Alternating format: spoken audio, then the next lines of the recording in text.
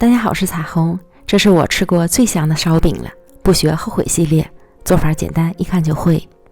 400克普通中筋面粉，加入2克酵母，10克白糖，260克35度左右的温水。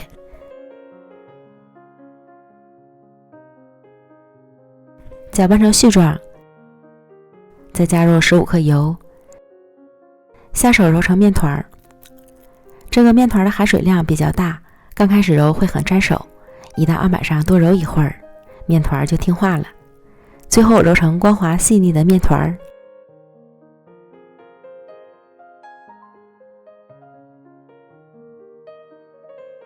盖好，休息5分钟。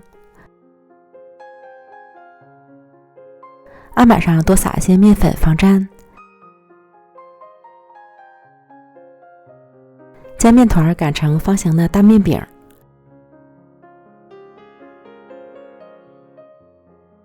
厚度在2到3毫米左右，淋上芝麻酱，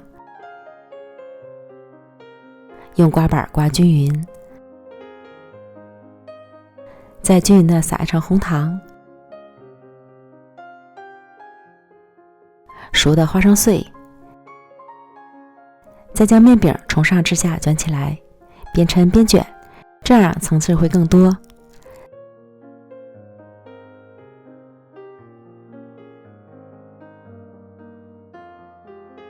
卷好后平均分成8份，取一个面剂，两头捏合，稍微抻长，再收拢成圆形的饼坯。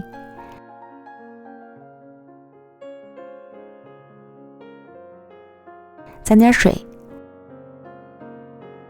再沾上芝麻，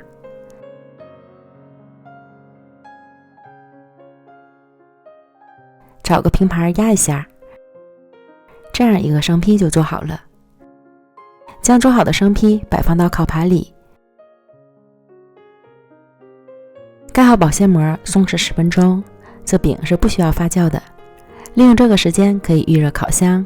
烤箱预热好之后，在饼坯表面刷上油，送进预热好的烤箱，220度烤15分钟。时间和温度还要根据自家烤箱的脾气来调整。如果没有烤箱，也可以用电饼铛来烙。时间到了，出炉，稍微放凉一些就可以开吃了。酥酥脆脆的外皮儿，咬一口直掉渣，柔软香甜的内心，这是越嚼越香。这是我吃过最香的烧饼了。如果不能吃甜的，还可以把糖换成2克五香粉和3克盐，这样就是咸香味的了。